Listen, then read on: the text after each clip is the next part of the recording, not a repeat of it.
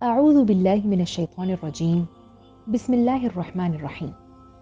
آج کا واقعہ بیان کرنے والے کہتے ہیں کہ اس وقت ہمارے پیش نظر ایک ایسا واقعہ ہے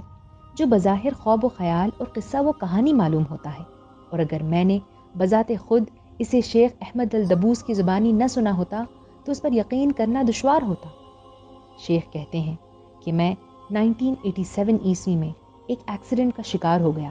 جس کی وجہ سے میری ریڑھ کی ہڈی ٹوٹ گئی اور جس کے علاج کے لیے مجھے لاس اینجلس امریکہ کا سفر کرنا پڑا۔ ڈاکٹر نے ٹیسٹ وغیرہ کرنے کے بعد کہا کہ آپریشن نہایت خطرناک اور کامیابی کی امید بہت کم ہے، اور اس کے نتیجے میں آدھا جسم مفلوج بھی ہو سکتا ہے۔ سخت تکلیف، درد اور مرض کی شدت کی وجہ سے میں نے کہا کہ آپریشن کر دو، پھر جو ہوگا دیکھا جائے گا۔ چنانچہ آپریشن شروع ہوا اور مسلسل 8 گھنٹے تک چلتا رہا۔ اچانک میری حالت بگڑنے لگی، خون کا دوران کم ہونے لگا اور جس کا اندیشہ تھا وہی ہوا، اور ڈاکٹروں کا گروپ علاج سے مایوس ہو گیا اور سب اس بات پر متفق ہو گئے کہ حقیقت تسلیم کرنے کے علاوہ کوئی چارہ نہیں، اور آپریشن تھیٹر کے تمام لوگ ناکامی کے احساس کے ساتھ باہر چلے گئے۔ دیکھ ریکھ کے لیے صرف چند کمپاؤنڈر رہ گئے تھے۔ میرے بھائی کے اندر اس خبر کو سننے کی تاب نہیں تھی، اس لیے جب ڈاکٹروں نے انہیں اس کی اطلاع دی تو وہ کانپنے لگے، خود پر قابو نہیں رکھ سکے اور زمین پر گر گئے۔ ڈاکٹر انہیں یہ کہہ کر تسلی دیتے رہے کہ ہمیں افسوس ہے کہ آپریشن ناکام رہا اور آپ کے بھائی کا آدھا جسم ناکارہ ہو گیا۔ ہم نے اپنی پوری توانائی اور کوشش لگا دی، لیکن قدرت کے فیصلے کے سامنے ہم کر بھی کیا سکتے ہیں۔ اس کے بعد ڈاکٹروں نے طے کیا کہ مجھے اور 12 گھنٹے تک بے ہوش رکھا جائے تاکہ مجھ میں اس خبر کو سننے کی طاقت پیدا ہو جائے۔ جب مجھے ہوش آیا اور نچلے حصے کے بارے میں کچھ احساس نہیں ہوا تو میں نے سوچا کہ شاید بے ہوش کرنے والی دوا کا اثر ہے، لیکن بہت جلد حقیقت کھل گئی کہ میرا آدھا جسم مفلوج ہو چکا ہے اور میں نہ تو اپنے قدم کو حرکت دے سکتا ہوں اور نہ استنجے کی ضرورت پوری کر سکتا ہوں۔ مجھے معلوم نہیں کہ کیسے میرے اوپر سکون اور طمانینت اور اللہ کے فیصلے پر رضا کی کیفیت طاری ہو گئی۔ میں نے اپنے دل میں کہا، تمام تعریف اور شکر اللہ ہی کے لیے ہے، اللہ کے سوا نہ تو کسی کے پاس کوئی طاقت ہے اور نہ قدرت۔ اے پروردگار، اگر آپ نے مجھے آزمائش میں مبتلا کیا تو ایک طویل مدت تک آپ نے مجھے عافیت بھی بخشی ہے، اگر آپ نے کچھ لے لیا ہے تو ایک طویل عمر تک آپ نے اسے میرے حوالے کر رکھا تھا، اگر آپ نے میرے آدھے حصے کو ناکارہ کر دیا ہے تو اوپر کے آدھے حصے کو صحیح سالم رکھا ہے۔ تمام تعریف اور شکر اللہ ہی کے لیے ہے، جس نے میرے دل اور زبان کو باقی رکھا، جس سے میں اس کا ذکر اور شکر ادا کر سکتا ہوں۔ اور اس موقع سے مجھے حضرت ام سلمہ رضی اللہ عنہا کی حدیث یاد آ گئی اور میں نے کہا، اللہم جرنی فی مصیبتنی واخلف لی خیرا منہا، اے اللہ مجھے اس مصیبت کا اجر و ثواب دیجیے اور اس کا بہتر بدل عنایت کیجیے۔ میں اسی کیفیت میں بیٹھا ہوا تھا کہ سرجن اندر داخل ہوا تاکہ حادثے پر مجھے تسلی دے کر اظہار افسوس کر سکے اور آپریشن کی ناکامی کے اسباب بیان کر سکے، لیکن جب اس نے مجھے پرسکون حال میں اور اللہ کے فیصلے پر راضی بیٹھا ہوا دیکھا تو اس نے مشاہدہ کیا کہ میرا عزم و حوصلہ بہت بلند ہے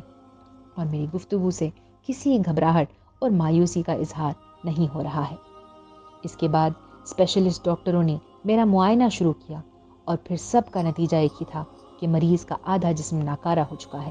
اور اب اس کی امید نہیں کی جا سکتی کہ وہ کبھی چلنے پھرنے کے لائق بھی ہو سکتا ہے۔ مجھے اس بات کا احساس ہو چکا تھا کہ میرا معاملہ ڈاکٹروں کے بس سے باہر ہو چکا ہے، ان کی تمام تدبیریں اور کوششیں ناکام ہو چکی ہیں، تمام دنیاوی اسباب فیل ہو چکے ہیں، اس لیے اب اسباب کے مالک کے سوا کوئی سہارا نہیں ہے۔ لہٰذا میں نے اب اپنی پوری توجہ دعا اور مناجات پر لگا دی۔ ایک رات سحری کے وقت فجر سے کچھ پہلے کا وقت تھا، اور یہ وہ وقت ہے جس میں دعائیں قبول ہوتی ہیں اور اللہ تعالیٰ آسمان دنیا پر نزول فرماتے ہیں اور کہتے ہیں، ہے کوئی مانگنے والا جس کے دامن مراد کو بھر دوں۔ میں اس جملے پر رک کر غور کرنے لگا اور عرض کیا، اے میرے پروردگار، میں تیرا ایک محتاج بندہ ہوں اور میرے ساتھ جو کچھ ہوا ہے تو اسے بخوبی واقف ہے۔ اور پھر مختلف انداز و الفاظ میں اپنی محتاجی، بیچارگی، بیماری، کمزوری کو اپنے رب کے سامنے بیان کرنے لگا اور اسی طرح کے الفاظ کو بار بار دہراتا رہا، دعا کرتا رہا۔ خشوع و خضوع، تذلل و انکساری اور خود سپردگی کے عالم میں دل سے نکلے ہوئے سچے الفاظ تھے۔ اب آپریشن کا چھٹا دن تھا اور سورج نکلنے سے پہلے مجھے ضرورت محسوس ہوئی۔ میں نے کمپاؤنڈر سے کہا کہ مجھے ضرورت محسوس ہو رہی ہے۔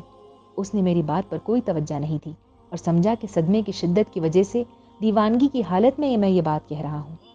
وہ سوچ رہا تھا کہ اپاہج مریض کو ضرورت کا احساس کیسے ہو سکتا ہے۔ دوبارہ سختی کے ساتھ چیختے ہوئے میں نے کہا، لیکن اس نے کوئی جواب نہیں دیا۔ پھر میں نے خوب زور سے اس کے ہاتھ کو کھینچا اور اپنی بات دہرائی۔ میری اس کیفیت کو دیکھ کر وہ بدحواس ہو گیا اور فوراً فون کے ذریعے ڈاکٹر سے ربط کیا اور کہا کہ مریض کی یہ صورتحال ہے، جلدی سے یہاں آئیے، آپ کا آنا ضروری ہے۔ میں کسی طرح کی ذمہ داری نہیں لے سکتا ہوں، مجھے ڈر ہے کہ ٹانگیں ٹوٹ جائیں گی اور زخم کھل جائے گا اور اس کے نتیجے میں بہت سی مشکلات پیش آ سکتی ہیں، اس لیے فوراً آ جائیے۔ لیکن ڈاکٹر نے بھی کوئی پرواہ نہیں کی اور کہا کہ پریشان ہونے کی ضرورت نہیں ہے، اسے ہسٹیریا کا دورہ پڑا ہے اور اسی کی وجہ سے وہ بے حقیقت چیزوں کا احساس کر رہا ہے۔ لیکن کمپاؤنڈر اپنے اصرار پر قائم رہا اور کہا کہ ٹھیک ہے، لیکن جو کچھ ہوگا اس کی تمام تر ذمہ داری آپ پر ہوگی اور میں کسی چیز کے بارے میں جواب دہ نہیں ہوں گا۔ یہ سنتے ہی ڈاکٹر میرے پاس آیا اور کہا، کیا بات ہے؟ میں نے کہا، مجھے ضرورت کا احساس ہو رہا ہے،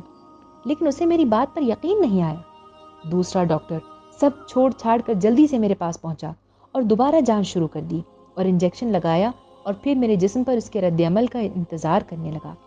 اس نے دیکھا کہ میرے اعصاب متاثر ہو رہے ہیں اور حرکت میں اضافہ ہو گیا ہے، بلکہ اس کے معاون ڈاکٹر کو اندیشہ ہوا کہ اس کی وجہ سے میرا زخم کھل سکتا ہے۔ لیکن ڈاکٹر نے اس سے کہا کہ رکو، 10 منٹ انتظار کرو تاکہ معلوم ہو سکے کہ اس انجیکشن کا کیا اثر پڑتا ہے۔ اس نے دیکھا کہ تھوڑی دیر کے بعد میرے جسم کی حرارت میں اضافہ ہو گیا اور میری رگوں میں خون گردش کرنے لگا اور دل کی دھڑکن میں اضافہ ہو گیا اور میرے چہرے پر انجیکشن کے اثرات نظر آنے لگے۔ ہاں، میرے اپاہج جسم میں زندگی کی لہر دوڑ گئی اور میرا بے حس و حرکت رہنے والا آدھا دھڑ کام کرنے لگا، اور اس تجربے نے مجھے ایمان و شعور کی ایک لافانی دولت سے ہم آشنا کر دیا، اور میرے جسم کی طرح میرے دل میں بھی ایمان کی لہر دوڑ پڑی، کیونکہ میں نے اپنی آنکھوں سے دیکھ لیا تھا کہ علاج کے نت نئے طریقے اور سائنس کی ترقی جہاں ہار مان لیتی ہے، وہاں قدرت دستگیری فرماتی ہے۔ مجھے اللہ کی عظمت و کبریائی کا احساس ہوا کہ اسے کسی بھی چیز کو وجود میں لانے کے لیے بس لفظ کن کہہ دینا کافی ہے۔ اللہ تبارک و تعالیٰ نے اس کمزور، محتاج اور مسکین بندے کی دعا قبول فرما لی،